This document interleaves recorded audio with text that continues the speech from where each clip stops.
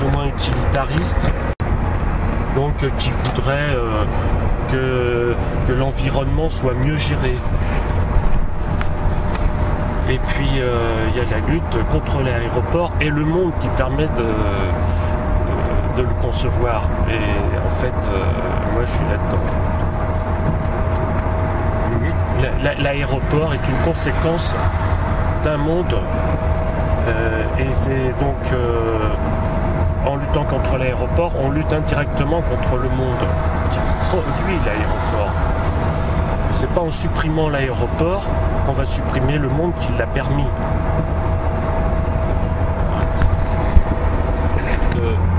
C'est pour ça que la NDDL, c'est en apparence une lutte agricole ou écologique, mais en fait c'est une lutte sociale contre un système de relations sociales qui a permis de concevoir l'aéroport social. En supprimant un aéroport, qu'on supprime le système économique qui a permis de le concevoir. La ZAD a pour but la ZAD, c'est tout. C'est l'autodétermination, l'Assemblée populaire. On va là-haut, hein. Donc, dis donc, t'es bien couverte là, ouais, pour faire du vélo? Ouais, bien. Non, parce que faire du vélo, par ces conditions, ça s'apparente à du ski. Hein. Pour le moment, ça va. Merci. Non, mais attends. Et on part ensemble, on revient ensemble. Hein. On est quand même un peu chez soi. C'est devenu notre ambassade. La ZAD, c'est devenu notre ambassade. On est venu contre les flics, on est venu contre les flics. On revient aux républiques, on revient aux républiques. Et pour faire pousser nos salades, la ZAD, et pour faire pousser nos salades. Face à César, résistance, face à César, résistance. L'appel à entrer dans la danse, l'appel à entrer dans la danse. Et lancer à la cantonade, la ZAD, et lancer à la cantonade. On se positionne pas contre quelque chose, enfin, on se positionne moins contre quelque chose que pour ce qu'on a envie qu'ils deviennent et qui n'est pas encore. Donc c'est pour ça qu'on ne va pas se positionner par rapport à ceux qui continuent le système, puisque nous justement on est des découvreurs, on essaye de trouver des nouvelles solutions.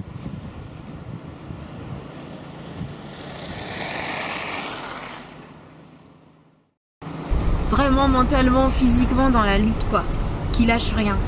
Ils n'ont rien lâché là aujourd'hui. Et là pour le coup on a une démonstration merveilleuse, vraiment des personnes sur la route, endurant pour le coup, donc physiquement, corporellement il y a de la force. Certes il y a la force vive, bon là on parlait de force physique, mais du coup à mettre en lien avec la force d'âme, avec la force de l'esprit, et puis avec une certaine liberté dans la conscience, dans la pensée, et ensuite c'est tout ce tout là qui mène à une autonomie à tous les niveaux, et donc à une autogestion. Là on y est. Cool. Ah les copains, ils sont voilà, beaux. Les potes. Ah ouais. Pourquoi je suis là? Pour vivre, je dirais, en adéquation avec mes idées, c'est-à-dire les idées que j'ai, c'est trouver un équilibre par rapport aux actes, et puis même une cohérence en fait par rapport aux actes que je pose. Donc dans les idées, il y a mon système de croyances, il y a mes valeurs, et bon, elles sont plus ou moins simples parce qu'elles sont universelles, et je trouve vraiment que c'est celles qui font que on peut vraiment mettre en application ce fameux monde meilleur, ou du moins un monde un peu plus juste, un peu plus respectueux. Donc dans ces valeurs, tu as le respect, tu as la dignité. Je pense beaucoup à la justice aussi, sociale, climatique, donc ce qui m'amène aussi à faire des actions vachement centrées là-dessus, parce que malheureusement ce qu'on constate c'est qu'il y a beaucoup d'inégalités, que ces inégalités naissent de plein de facteurs, notamment le capitalisme mais pas que, et donc c'est rétablir tout ça On peut le faire en contrant, on peut le faire aussi en étant pour, pas pour ces choses-là, mais plus d'être dans une lutte pour amener des alternatives, tu vois. Et là, à ce moment-là, pour le partage, pour l'harmonie, pour le respect, pour l'autonomie individuelle, la force collective, pour l'autogestion, pour l'autodétermination. Du coup, c'est à la fois être optimiste, pessimiste dans notre manière d'agir, et j'essaye un peu d'être, de suivre cette ligne en fait. Voilà. Zadement vôtre. Exactement, librement.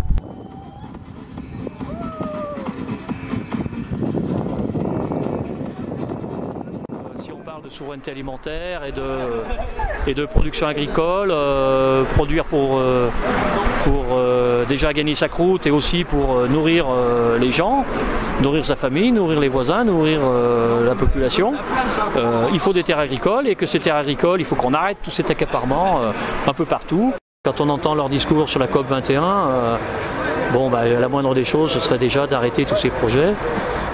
C'est pas vraiment quand on voit la position du gouvernement aujourd'hui par rapport à Notre-Dame-des-Landes, c'est pas vraiment la direction qu'on est en train de prendre.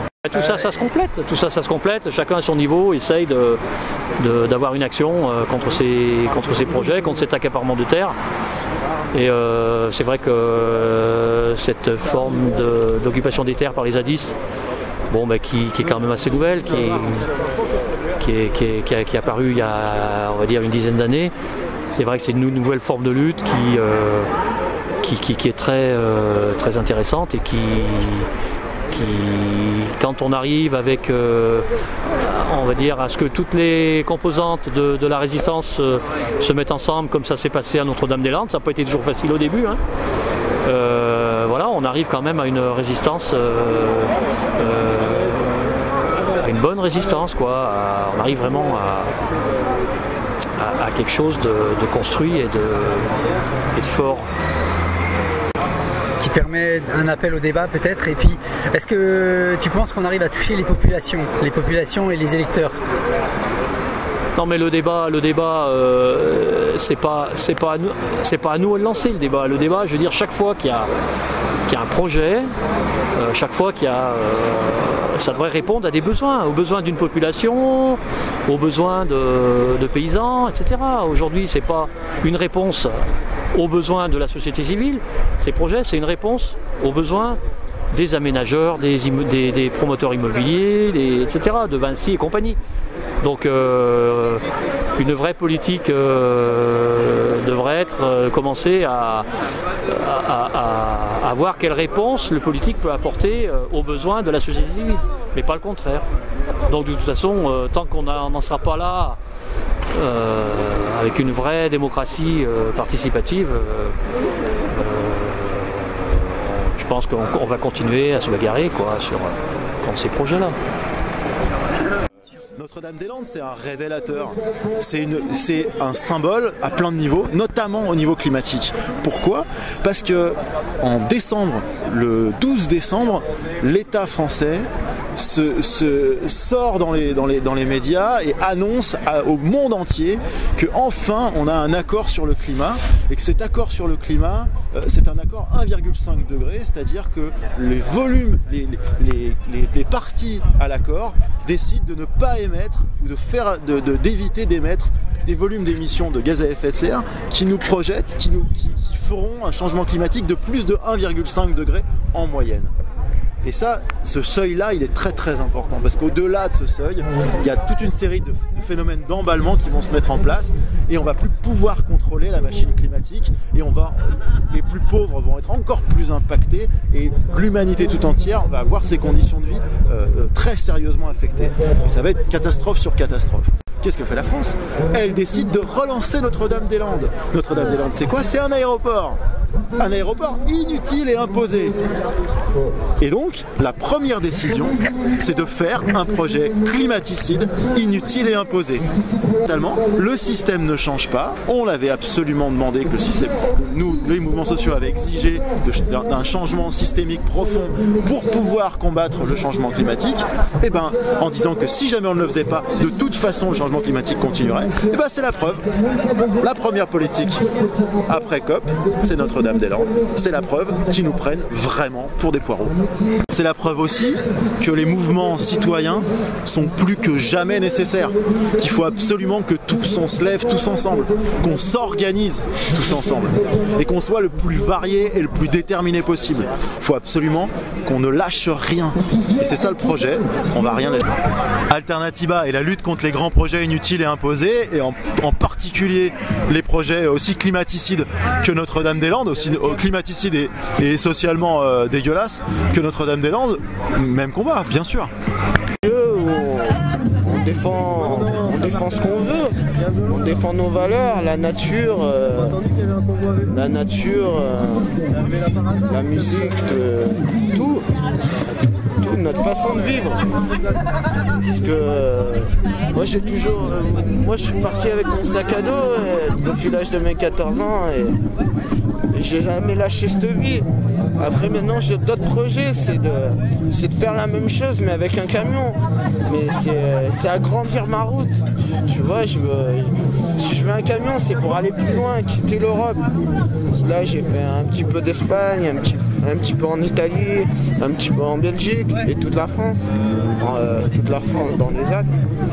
Nantes, les Alpes de Sivins, Avignon, il y avait une ZAD à Avignon qui était un peu moins connue, et la ZAD de Roibon, la ZAD de Dessines, qui est à côté d'ici.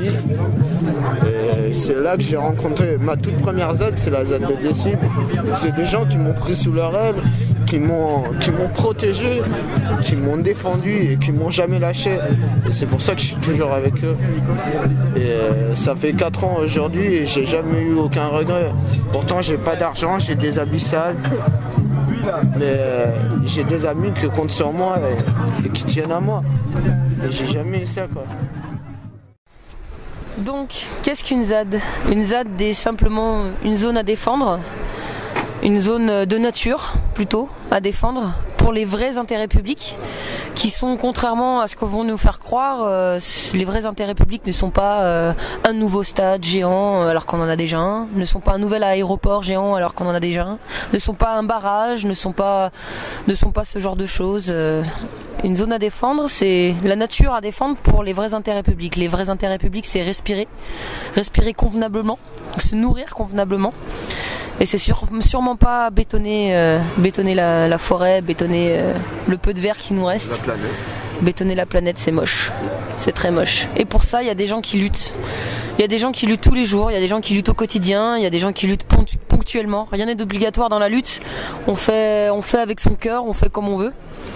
Et les gens qui luttent quotidiennement contre ce genre de grands projets inutiles, imposés et destructeurs, souvent sont taxés de parias, sont taxés de parasites sociétaires, etc. Alors que ce sont en fait des gens qui sont assez clairvoyants. Mais quand on est trop clairvoyant dans la société individualiste dans laquelle on vit, eh bien on se retrouve enfermé. Alors pour quelques heures, des fois seulement en garde à vue, puis un peu plus gravement en prison, et encore plus gravement en HP. Donc en ce moment même, par exemple, il y a un ami très cher de la lutte qui est Pétoff, Éric Pététin, ou l'Indien pour les intimes, qui s'est retrouvé en HP pour simplement avoir rendu hommage à certaines personnes de chez Charlie Hebdo qu'il connaissait personnellement. Et donc il s'est retrouvé 24 heures en garde à vue, puis comparution immédiate, et ensuite en HP pour minimum 1 mois. Au début ça se passait bien, puis désormais là ça se passe un peu moins bien parce qu'il a eu un petit excès selon eux de révolte, alors que c'est quelqu'un de très pacifiste, certes qui sait s'énerver mais qui est très pacifiste, qui n'est absolument pas violent. Et du coup ils sont en train de le gaver de médoc, donc les camisoles chimiques, etc. Donc c'est pas du tout le seul dans ce cas, parce qu'on enferme les gens, on les abrutit de médicaments pour qu'ils se taisent, et pour tout simplement les faire rentrer dans un mode de vie où ils n'ont pas envie d'être, où personne vraiment n'a envie d'être. C'est le gros malaise de cette société, tout le monde croit qu'ils sont heureux avec leur confort matériel, et au final c'est ce qui nous abrutit de conneries et de médicaments pour faire croire qu'on est bien, alors que c'est ça qui nous rend mal. C'est le système de consumérisme qui nous rend mal. Je pense qu'on est encore mieux que le Tour de France, parce qu'au Tour de France ils ont un seul maillot jaune, là on en a au moins 20. C'est la preuve qu'on n'a rien à leur envier.